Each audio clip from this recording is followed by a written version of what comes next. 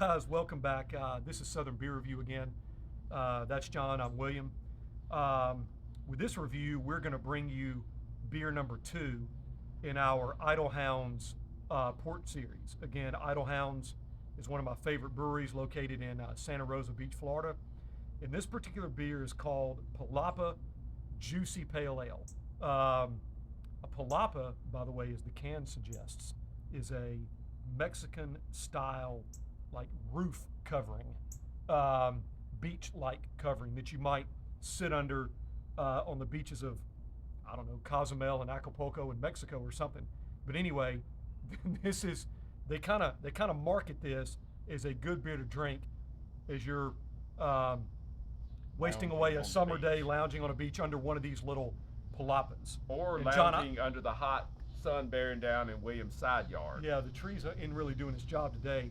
And John, I don't know, surely I have, but I can't remember distinctly having a juicy pale ale as a style of beer. I'm assuming it's going to be a lot like a juicy IPA, but maybe just they want to call it a pale ale. Maybe it's not quite as hoppy. Right. Sometimes that distinction gets a little blurred for me between a pale ale and an IPA. Right. Generally, it's got some sediment in there for sure. It's got a great golden color too. In a head, John's got a little more sediment than I do. We might need to run some kind of filtration system out here. I mean, that is a lot of damn sediment, but on the nose, it's extremely juicy. Very fragrant. And I don't get quite the fruitiness in the first sip as I did on the nose. Yeah, I agreed with that.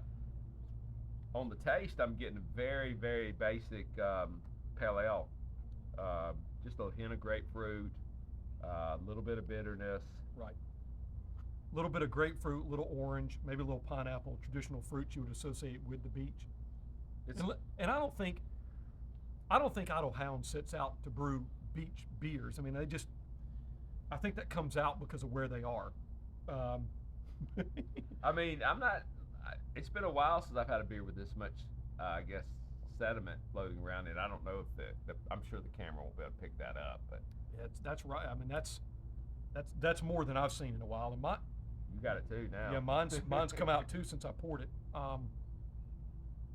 Nevertheless, the beer's good. It is good.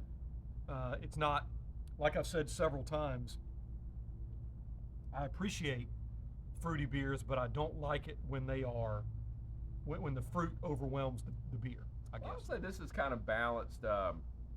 It's got that, it's definitely stronger fruit on the nose. It's like maybe like it feels like you just cut open it smells like you just cut open a grapefruit. It's grapefruit more than anything for sure. But in the taste, you do get that grapefruit, but you also get a little bit of pine, I think. Right.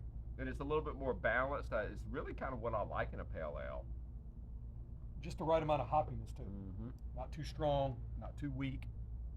So again, guys, this is beer number 2 in our Idyll Hounds Porch series, and it's the Palapa Juicy Pale Ale. By the way, I wish I could remember the whole story, but they make another variant of the Palapa Pale Ale, and now that I look at the can, I think it might be without the juicy part. I could be wrong, but there are 2 variants of it.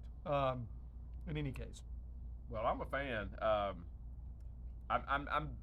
I would be interested to try the other one that's considered not juicy, because this one doesn't scream juicy to me. It screams good.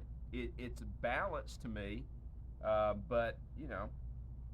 Yeah, I'm with you. Okay, so again, I'm a fan.